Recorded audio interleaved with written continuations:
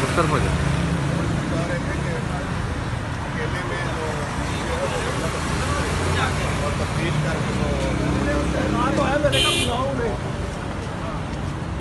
ये हुआ कि इसमें मुख्तलिफ फुटेजेस कब्जे में ली गई है जो कि पहले कब्जे में नहीं ली गई थी, और रास्ते में जहाँ जहाँ से ये गाड़ी गुजर के गई वहाँ की फुटेजेस कब्जे में ली गई हैं। और मुलज़म जो है उसका ऑसिफिकेशन टेस्ट जिसमें उम्र का तयन होगा, वो ऑसिफिकेशन टेस्ट जो है वो भी इन प्रोग्रेस है और वो जारी है। उसमें से एक टेस्ट हो चुका है क्योंकि उसके ज़्यादा हिस्से होते हैं, कुछ हड्डियों का टेस्ट होना होता है, दांतों का टेस्ट होना होता है और मुख्तलिफ टेस्ट होते हैं, जिसमें से कुछ हो चुके हैं। लेकिन चूँकि गवर्नमेंट हॉस्पिटल से होते हैं तो वो दूसरे हॉस्पिटल में होने की वजह से। बिस्मिल्लाहिर्रहमानिर्रहीम, अस्सलाम वालेकुम। मैं शाहिद सकलैन हूँ। आप देख रहे हैं मेरा यूट्यूब चैनल, फेसबुक पेज। आज 23 नवंबर है, जुमेरात का दिन है और बात करेंगे डिफेंस फेज़ 7 लाहौर में पेश आने वाले अफसोसनाक वाक़ये के केस के हवाले से। ये वाक़या आपको अब तो ज़बान ज़द-ए-आम है, सब लोगों को पता है कि अफनान शफ़क़त नामी मुलज़िम ने जो है वो 6 अफराद को एक गाड़ी को टक्कर मार के जो है वो मौत के मुँह में उतार दिया था। और अब इस मामले की जो है वो अदालती कार्रवाई और दूसरे जो आस-पास के मामलात हैं वो जारी हैं। आज इसकी बात इसलिए करेंगे कि आज अदालत में इसकी समाअत थी। मुलज़िम अफनान शफ़क़त को 5 रोज़ के जिस्मानी रिमांड के बाद दोबारा अदालत में पेश किया गया था। एक तो आज अदालती जो कार्रवाई थी उसके हवाले से आज की इस वीडियो में आपके साथ शेयर करेंगे। दूसरा, जब अदालत लाया गया मुलज़िम अफनान को तो क्या हुआ। जो मुद्दई हैं इस केस के रफ़ाकत साहब, वो अपने वकील के साथ आए थे, आपने फुटेज शुरू में देख ली होगी।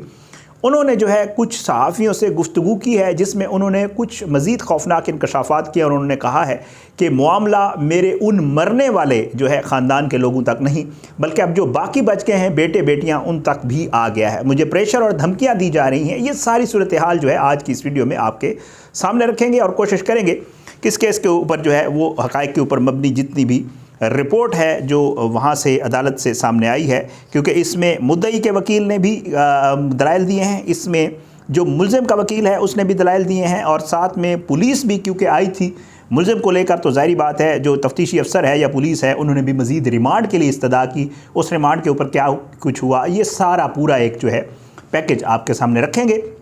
बहरहाल आपसे वही दरख्वास्त कि अगर आपने अब तक मेरा यूट्यूब चैनल सब्सक्राइब नहीं किया, मेरे फेसबुक पेज को लाइक नहीं किया, तो चैनल को सब्सक्राइब करें, बेल आइकन को क्लिक करें ताकि जितनी वीडियोस मैं करता हूँ नोटिफिकेशन की सूरत में आप तक पहुँचे। और साथ साथ जो है वो आप मेरे फेसबुक पेज को भी लाइक करें और वीडियोस को लाइक शेयर किया करें और अपना फीडबैक मैटर करता है ज़रूर दिया करें।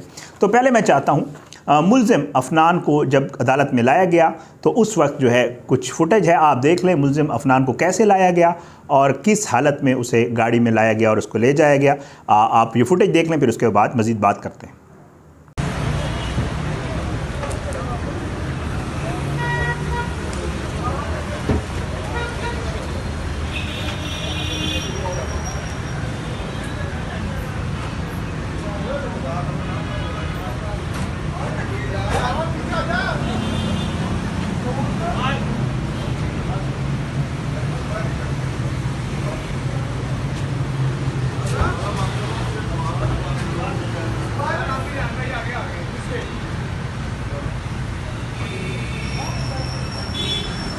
फुटेज आपने देख ली। इंसदाद दहशतगर्दी की अदालत के अंदर एंट्री है, क्योंकि अदालत के जो अहाता होता है उसमें ज़ाहिर बात है फुटेज बनाना अलाउड नहीं होती। तो जब उसको लाया गया और गेट के अंदर एंटर हुआ और उस वक्त जो फुटेज जो है मेरे पास आई वो मैंने आपके साथ शेयर कर दी। ये इसका हाल है जिस हाल में इसको लाया गया अदालत में। अब आगे कार्रवाई क्या हुई। आज जी अदालत में पेश किया गया और इंसदाद दहशतगर्दी की अदालत में जज अबहर गुल साहिबा जो है उन्होंने जो है इसकी अदालत की जो है जो कार्रवाई थी उसकी समाअत की। अब इसमें जो है पुलिस जो है वो लाई थी मुलज़िम अफनान शफ़क़त को। पुलिस ने जो है जिस्मानी रिमांड की, जो गुज़श्ता जिस्मानी रिमांड मिला था 5 रोज़ वाला, उसकी रिपोर्ट जो है अदालत में पेश की। उन्होंने कहा कि गुज़श्ता 5 रोज़ में हमने, क्योंकि अपनी प्रोग्रेस रिपोर्ट पुलिस पेश करती है, तो कहते हैं कि हमने जय वक़ुआ की सारी वीडियोज़ तकरीबन देखी हैं और उन्होंने कहा है कि जी वो वीडियोज़ वगैरह देखी।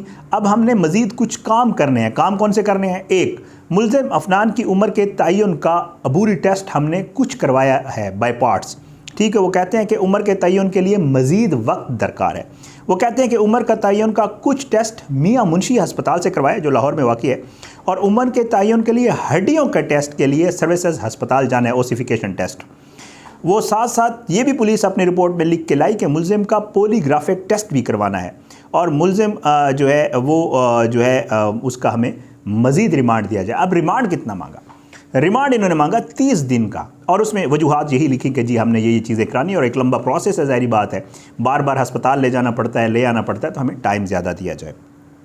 अब उसके बाद मुलज़िम के वकील की बारी आई और मुलज़िम के जो वकील साहब हैं उन्होंने जिस्मानी रिमांड की मुखालफत कर दी और उन्होंने कहा, जो वो पहले भी कहते रहे हैं अब मुख्तलिफ समातों में, वकील साहब ये फरमाते हैं कि जी मुलज़िम अफनान पर एक तो दहशतगर्दी की दफ़ात नहीं लगती हैं, इन्होंने गलत लगाई हैं, ये कोई दहशतगर्दी का मामला नहीं है बल्कि एक कार हादसा है और उसको गलत रंग देने की कोशिश की जा रही है। तो इसलिए उन्होंने जो दहशतगर्दी की दफ़ात थी उसकी मुखालफत की और उन्होंने कहा कि पहले भी गलत दफ़ात लग चुकी हैं। साथ में उन्होंने कहा कि ये तो मज़ीद रिमांड मांग रहे हैं, ये कह रहे हैं कि हमें रिमांड चाहिए। मैं तो कहता हूँ ये जवनाइल है, इसका जो पहला रिमांड है वो भी गलत हुआ है, तो मज़ीद रिमांड की तो कोई तुक ही नहीं बनती, इसलिए इनको मज़ीद जिस्मानी रिमांड जो है वो ना दिया जाए। और उन्होंने कहा साथ साथ, क्योंकि इन्होंने पुलिस वाले ने कह दिया था कि हमने फ़ोटोग्रामेट्री टेस्ट भी करवाना है, तो इसके ऊपर मुलज़िम के वकील ने कहा कि इसके फ़ोटोग्रामेट्रिक टेस्ट कराने की ज़रूरत नहीं है। फ़ोटोग्रामेट्रिक टेस्ट क्या होता है, थोड़ा सा आपको बता दूँ। वीडियोज़ जो मिलती हैं किसी भी हादसे के हवाले से और जो मुलज़िम पकड़ा जाता है, ले जाया जाता है लेबॉर्ट्री, और उन वीडियोज़ की ऑडियो वीडियो और मुलज़िम की ऑडियो वीडियो अब उस मौजूदा मुलज़िम को और उसकी ऑडियो को आपस में मैच किया जाता है, तो फिर इसको इस तरह का कोई टेस्ट होता है। तफसील ज़्यादा बताऊंगा, लंबा हो जाएगा। ठीक है जी, फ़ोटोग्रामेट्रिक टेस्ट जो है वो कहता है इसका करवाना ज़रूरी नहीं है। और उन्होंने कहा, जो मुलज़िम के वकील इसरारुल हक एडवोकेट साहब हैं, उन्होंने ये फरमाया कि मुलज़िम को जुडिशल रिमांड पर जेल भेज दिया जाए, ये मुलज़िम के वकील की तरफ से कहा गया। अब जो है समाअत जो है ये जारी रही और इसके बाद जो मुद्दई के वकील हैं यानी रफ़ाकत साहब के वकील हैं, उनकी बारी आई तो उन्होंने ये फरमाया कि जी मुलज़िम के वकील ने जो है गुज़श्ता जिस्मानी रिमांड का ये कह रहे थे कि ठीक नहीं हुआ, तो इन्होंने हाई कोर्ट में चैलेंज क्यों नहीं किया? इनको चैलेंज करना चाहिए था। अगर ये इस अदालत में कह रहे हैं कि रिमांड गलत मिला है पिछला भी, तो इन्होंने चैलेंज क्यों नहीं किया? फिर उन्होंने कहा कि कत्ल की दिफात के खिलाफ और तहफ़्फ़ुज़ फराहम करने की दरख्वास्त मुलज़िम के वकील ने खुद वापस लिया है, जो पिछली वीडियो मैंने की थी जिसमें मैंने आपको बताया था कि इन्होंने एक दरख्वास्त वापस ले ली। उन्होंने कहा कि ये एक गैर मामूली केस है, नेशनल और इंटरनेशनल मीडिया इसको जो है बड़े गौर से देख रहा है, ये मुद्दई के वकील जो रफ़ाकत साहब के वकील हैं उन्होंने कहा। और साथ में उन्होंने एक थोड़ी सी ज़ाहिर बात है पुलिस के हवाले से भी बात की। उन्होंने कहा कि पुलिस इस केस की जो तफ्तीश है वो स्पीडी नहीं कर रही, बल्कि पुलिस की तफ्तीश सुस्त रवि का शिकार है, ये मुद्दई के वकील की तरफ से कहा गया। और उन्होंने कहा कि पुलिस को तफ्तीश जो है वो तेज़ करनी चाहिए। साथ में उन्होंने एक और चीज़ भी कही, जो मुद्दई के वकील हैं, उन्होंने कहा कि मुलज़िम पार्टी जो है वो बड़ी बासर है और इस असर और रसूख को वो इस्तेमाल कर रही है। अदालत जो है वो तफ्तीश मेरिट पर करने का हुक्म दे, यानी उनको ये एतराज़ है कि ये जो तफ्तीश हो रही है इसमें असरअंदाज हो रही है जो मुलज़िम पार्टी है, और जो तफ्तीश है वो मेरिट पे नहीं हो रही। ये बाकायदा तौर पे मुद्दई के वकील ने इस्तदा की। अब उसके बाद जो है सारा ये मामला जब चला, उसके अदालत में एक बड़ी लंबी समाअत हुई और अदालत ने आइंदा समाअत पर तफ्तीशी अफसर से रिपोर्ट तलब की है और पुलिस ने 30 रोज़ का रिमांड मांगा, लेकिन इनकी तरफ से अबरगुल साहिबा की तरफ से 5 दिन का मज़ीद जो है वो अफनान का रिमांड दे दिया गया है और जो है इसके ऊपर समाअत हुई। अब जैसे मैं आपको पहले बता चुका हूँ कि अदालत में फुटेज वगैरह बनाने पर पाबंदी होती है। जब इसको लाया गया, ज़ाहिर बात है, तो रफ़ाकत साहब जो है वो जब मुलज़िम को देखते हैं तो उनकी हालत गैर हो जाती है। ज़ाहिर है एक शख्स ने जो है उनके ख़ानदान के 6 लोगों को जो है वो जान उनकी ली है, तो वो जो है वो आबदीदा भी होते हैं और ज़ाहिर है गुस्सा भी आना एक नेचुरल सी बात होती है। तो उसके बाद जो मीडिया से गुफ्तगू की वकील साहब की आपने देख ली।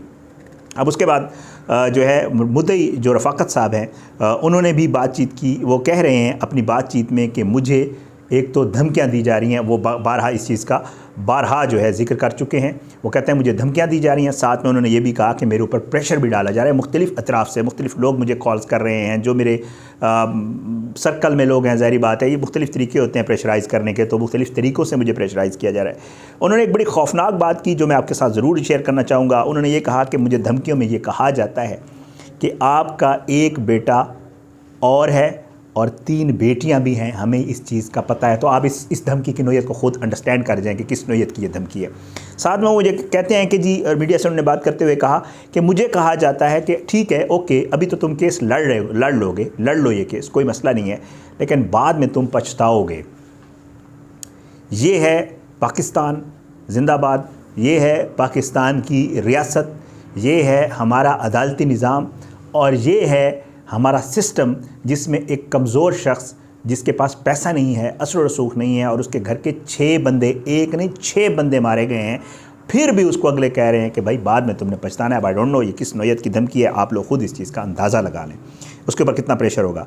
बट उसने कहा कि जी मुझे पैसों की भी ऑफ़र की जा रही है और उसने कहा मैं पैसे कभी भी नहीं लूँगा और मैं अदलिया से जो है मुझे उम्मीद है और मैं अदलिया से इंसाफ की अपील करता हूँ। और साथ में वो कहता है कि जी मैं इस केस को मिसाल बनाना चाहता हूँ। ये रफ़ाकत साहब ने कहा, उसने कहा मेरे बच्चे तो चले गए, मेरी फैमिली के लोग चले गए, लेकिन मैं किसी सूरत भी जो है इनके साथ बातचीत नहीं करूँगा और मैं चाहता हूँ कि इसको सज़ा मिले ताकि ये केस मिसाल बन जाए। अब उसके बाद वो कहते हैं कि जी मैं इस केस में पीछे भी नहीं हटूंगा। ये सारी वो तफसीलात थी जो आज अदालत से थी।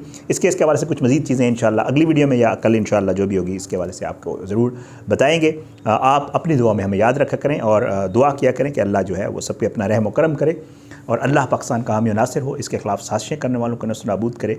अल्लाह ज़ालिमों को इबरत का निशान बनाए, मज़लूमों को इंसाफ मिले और जो है अल्लाह सब पे अपना रहम व करम करे। आपसे इंशाअल्लाह दोबारा मुलाकात होगी बशर्ते ज़िंदगी अगली वीडियो में। इजाज़त दें। पाकिस्तान ज़िंदाबाद। अल्लाह हाफ़िज़।